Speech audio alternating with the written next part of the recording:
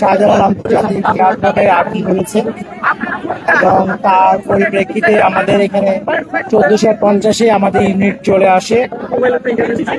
তারপর থেকে আমাদের ফায়ার ফাইটিং এর কাজগুলি শুরু হয়েছে। আমরা যখন আসি তখন ইতিমধ্যে আমাদের এখানে এভিয়েশনের যে তাদের ফায়ার ফাইটিং ভেহিকেল ছিল সেগুলিও কাজ করছিল। এখন পর্যন্ত আমাদের 37টা ইউনিট কাজ করেছে এবং এর মধ্যে এখন পর্যন্ত আমাদের জানার মধ্যে কোনো নিহত নাই। আর আমরা 2118 অর্থাৎ রাত 9টা 18-র সময় আগুন নিয়ন্ত্রণে দিয়েছি। বর্তমানে আমরা নির্বাপনের কাজ করছি। আগুন আমাদের সম্পূর্ণ নিয়ন্ত্রণে আছে। আগুন আর বাড়ার কোনো সম্ভাবনা নাই। আমরা এখন শুধু নির্বাপনের কাজটা করে যাচ্ছি। আর আপনারা জানেন ইতিমধ্যে আন্তর্জাতিক এবং ডোমেস্টিক ফ্লাইট কিন্তু চালু হয়ে গিয়েছে, অলরেডি চালু হয়ে গিয়েছে। এবং আমাদের এখন পর্যন্ত আমাদের হিসাবে আমাদের 2 জন ফায়ার ফাইটার আহত হয়েছে। আমরা শুনেছি আনসারের কিছু সদস্য সম্ভবত প্রাথমিকভাবে আহত হয়ে থাকতে পারে, আমরা সংখ্যাটা এখনো কনফার্ম না। আর আমাদের যে জায়গায় আগুনের ঘটনা, এটা হচ্ছে আমদানি কার্গো যে রাখার জায়গা, আনুমানিক 400 গজ বাই 400 গজের মতো জায়গা, যেখানে খোলা জায়গায় এবং বদ্ধ জায়গায় বা বিভিন্ন স্টোরে বিভিন্ন মালামালগুলি রক্ষিত আছে এবং আমরা সেইগুলিতেই আগুন নিবানোর কাজ করেছি। এই ছিল আমাদের পক্ষ থেকে। আমরা এখনো কাজ করে যাচ্ছি। আমরা আগুন সম্পূর্ণ নিভানো না পর্যন্ত, নির্বাপন না হওয়া পর্যন্ত এখানে থাকবো। নির্বাপনের পর আমরা কর্তৃপক্ষকে দায়িত্বে হ্যান্ড ওভার করে আমরা চলে যাব। আমরা একটু বলতে চাই, আমাদের এই কাজে বাংলাদেশ সেনাবাহিনী, পুলিশ, বিজিবি, আমাদের বিমান বাহিনী এবং নৌবাহিনীর সদস্যদেরকে আমরা দেখেছি, তারা বিভিন্নভাবে আগুন নিবানোর কাজে আমাদের সহযোগিতা করেছে। সবাইকে আমি আন্তরিক ধন্যবাদ জানাচ্ছি। আগুনের সূত্রপাতটা কিভাবে হয়েছে? আগুনের সূত্রপাতটা আমরা এখনো এটা আসলে আগুন নিবানোর পরে এটা বলা যাবে তদন্ত সাপেক্ষে। এখন আমরা এটা বলতে পারছি না। আগুন নিভাতে এসে আপনারা কি কি ডিফিকাল্টিস এখানে ফেস করেছেন? আসলে আগুন নিভাতে এসে না, সবচেয়ে বড় প্রবলেম ছিল হচ্ছে বাতাস। আপনারা দেখেছেন যেহেতু এটা খোলা জায়গা, প্রচুর বাতাস ছিল, ফলে অক্সিজেনের একটা প্রাপ্তি সবসময় ছিল, যে কারণে আপনারা অনেক উপরে পর্যন্ত ধোঁয়া দেখতে পেয়েছেন। নিচে হয়তো আগুন অল্প, কিন্তু বাতাসের কারণে আপনাদের কাছে মনে হচ্ছে অনেক বড় উপরে ধোঁয়া উঠছে। ও বাতাস একটা আমাদের সমস্যা ছিল, বাতাসের উইন্ড ডিরেকশন। আর 2 নাম্বার হচ্ছে ভিতরে যে কার্গোর যে ভিতরে জায়গাগুলি, এগুলি খোপ করা, ফলে এবং এই খোপের মধ্যে আবার দেয়াল দিয়ে করা, ফলে প্রত্যেকটা খোপ পরিষ্কার মানে ক্লিয়ার করে করে আমাদের আগুন নিভাতে হয়েছে। এটা আমাদের একটা ডিফিকাল্টিস ছিল। আর কিছু কার্গো ছিল খোলা জায়গায়, তো খোলা জায়গায় যেহেতু কার্গো ছিল, আপনারা দেখেছেন এয়ারপোর্টে খোলা জায়গায় কিছু কার্গো থাকে, সেগুলিতে খুব সহজে আগুন ধরে গেছে। যেহেতু বাতাস ছিল, বাতাসের ফ্লোতে দ্রুত আগুনটা ছড়ায় পড়ছে। যাই হোক, আমরা সবকিছু আমাদের কন্ট্রোলে নিয়ে আসতে পেরেছি। সবাই সহযোগিতা করেছেন। আপনি এখানে উপদেষ্টা মহোদয় এসেছিলেন, আপনাদের সাথে কথা বলেছি, আপনারা দেখেছেন। আমাদের চেষ্টা জারি আছে এবং আমরা দ্রুত সময়ে চেষ্টা করেছি যাতে ইন্টারন্যাশনাল ফ্লাইট এবং ডোমেস্টিক ফ্লাইট চালু করে দেওয়া যায়। এবং সেটা অলরেডি হয়েছে। আপনি বললেন যে আগুন আর স্প্রেড করার সম্ভাবনা নাই। আপনারা কি কি রক্ষা করতে পারলেন এই এলাকায়, বিশেষ করে? এটা এই মুহূর্তে বলা যাচ্ছে না, কারণ এটা যখন আগুন নির্বাপনের কাজ চলছিল তখন আমরা একদিকে আগুন নিভিয়েছি, আরেকদিকে আমরা জায়গা করে দিয়েছি জিনিসপত্র বের করে নিয়ে আসার জন্য। তো অনেক জিনিসপত্র আমরা দেখেছি বের করতে। এখন কি পরিমাণ কতটুকু এটা আসলে এই মুহূর্তে বলা সম্ভব না, বাট কিছু কিছু জিনিসপত্র বের এরকম কোন সংবাদ আমরা চাই। তবে যেটা হয়, এয়ারপোর্ট একটা গুরুত্বপূর্ণ এলাকা, এখানে ঢুকতে হলে একটু বুঝে শুনেই ঢুকতে হয়। আমরা এখন জানতে পারি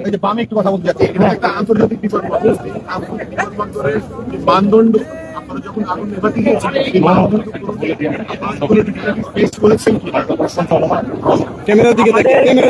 সম্ভবত উপরে ড্রোন চালাচ্ছেন। এটা কিন্তু একটা আন্তর্জাতিক বিমানবন্দর, এখানে কিন্তু ফ্লাইং হচ্ছে। কারো যদি ড্রোন উপরে থেকে থাকে, অনুগ্রহ করে এটা নামানোর ব্যবস্থা করে, এটা কিন্তু আইন বিরুদ্ধ। যেটি বলা হচ্ছিল যে আন্তর্জাতিক বিমানবন্দর, সেই বিমানবন্দরে আসলে নিরাপত্তা দিয়ে এটা আসলে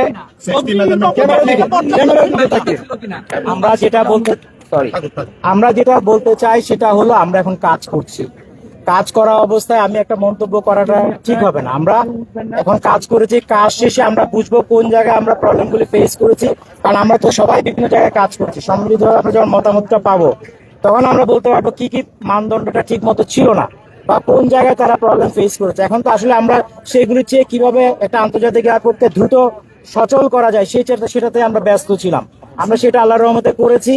এখন আমরা বাকিটা আমাদের সবার সাথে বসবো, কোথাও কোনো সমস্যা ফেস করেছে কিনা, এক ভাই জানতে চাইলেন কোনো কিছু উদ্ধার করা সম্ভব হয়েছে কিনা, সেগুলো তখন জানা যাবে। এই মুহূর্তে এটা আসলে বলার, এখন আমাদের কাছে প্রথম প্রায়োরিটি হচ্ছে আগুনটাকে সম্পূর্ণ নিয়ন্ত্রণ এবং নির্বাপন করে ফেলা। সেটা আমরা করছি। রাজ ভাই, যেখানে আগুন লেগেছে তার পাশে ফায়ার সার্ভিসের ছিল, অফিস ছিল, তো তারপরও কেন আগুন তো এত দ্রুত ছড়িয়ে? না, এখানে তো কোনো ফায়ার এখানে তো এয়ারপোর্টের মধ্যে ফায়ার সার্ভিসের কোনো অফিস নেই। এটা আপনার মনে তো তাহলে আপনারা কি সেখানে ভেতরে প্রবেশ করতে হয়েছে? আমাদেরকে আমরা যখন 2:30 1430 খবর পেয়েছি তারপরে আমরা মুভ করেছি। এখানে যাদের ফায়ার ফাইটিং ভেহিকেল দেখেছেন এটা হচ্ছে এভিয়েশনের, আমাদের না। ওনারা প্রাথমিক রেসপন্সটা এভিয়েশন এখানে যে আছে তারাই করেছে। আমরা এর মধ্যে খবর পাওয়ার পর আমরা আগুন নির্বাপনের কাজ শুরু করেছেন, কিন্তু এতটা সময় লাগলো কেন? এবং আমরা দেখতে পাচ্ছি যে যতটুকু হচ্ছে কি আসলে গোডাউন ছিল মানে পুরোটাই চলে গেছে। তো আপনারা আসলে শুরুতেই কেন নিয়ন্ত্রণ করতে পারলেন না? এই জন্য আমরা ইতিমধ্যে আমি আমার বক্তব্যে বলেছি, আমরা যখন এসেছি তখন আগুন ছিল, অলমোস্ট ডেভেলপ স্টেজে আগুন ছিল।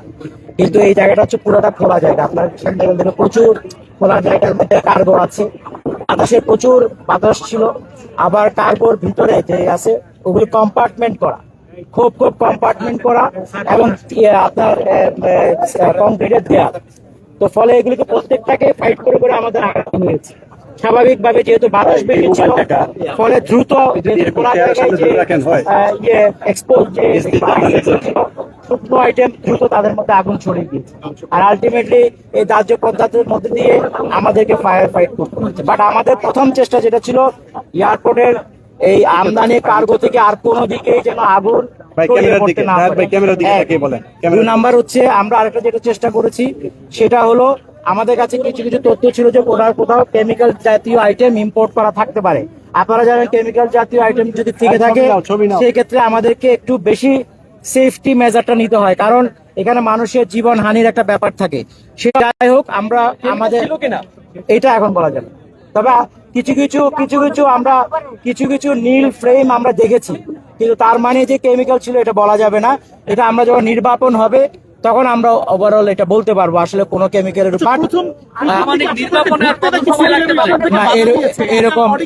এরকম কোন মেসেজ আমি পাই।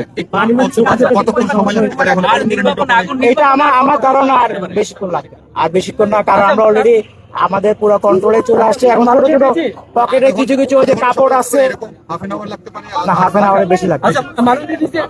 আমরা দেখেছি যে গত 2 দিন আগেও চট্টগ্রামে একটি ভয়াবহ অগ্নিকাণ্ড হলো, মিরপুরে একটি অগ্নিকাণ্ড হলো, এবং আমরা সবগুলো ঘটনার পরেই দেখি যে আপনারা বলেন যেটা অনুমতি ছিল না, ফায়ার লাইসেন্স ছিল না, অমুকের অনুমতি ছিল না। আসলে একটা আগুন লাগার পরে দেখা যায় যে সেটা অনুমতি ছিল না। তো আপনারা এই বিষয়টা কি আরো দেখবেন? আপনি যদি একটু খোঁজ নেন দেখবেন ফায়ার সার্ভিসের পক্ষ থেকে যে সমস্ত প্রতিষ্ঠানে আগুন লাগছে আপনারা যদি তদন্ত করেন দেখতে পারেন ফায়ার সার্ভিসের পক্ষ থেকে সেখানে যথাযথ নোটিশ প্রদান করা, ইন্সপেকশন করা, তাদেরকে সতর্ক করা, লাইসেন্স না দিয়ে এগুলি সব করা হয়েছে। কিন্তু আপনাকে বলার পর আপনি যদি আইন না মানেন তাহলে আইন না মানার জন্য যাদের দায়িত্ব তাদেরকে ব্যবস্থা। আমাদের দায়িত্ব হচ্ছে মানুষকে সচেতন করা, মানুষকে আগুন লাগলে বা কোনো দুর্যোগ হলে তাদের পাশে গিয়ে দাঁড়ানো, তাদেরকে উদ্ধার করা। কিন্তু আইন প্রয়োগের জায়গাটা আসলে আরো অন্যান্য অথরিটির আছে। তবে আমরা মানুষকে সচেতন করি, মানুষকে বুঝাই। যে আপনি 3টা দুর্ঘটনার কথা বলেন, আপনি যদি খোঁজ দেন প্রত্যেকটা ঘটনায় দেখবেন আমাদের কোনো না কোনো ইনভলভমেন্ট ছিল সচেতন করার ব্যাপারে, তাদেরকে জরিপ করে তাদের ফায়ার সেফটি প্ল্যান নেওয়ার ব্যাপারে আমরা আমাদের দায়িত্ব পালন করেছি। তবে আপনি এটা বলতে পারেন সমন্বিত একটা চেষ্টার মনে হয় খুবই প্রয়োজন। ধন্যবাদ।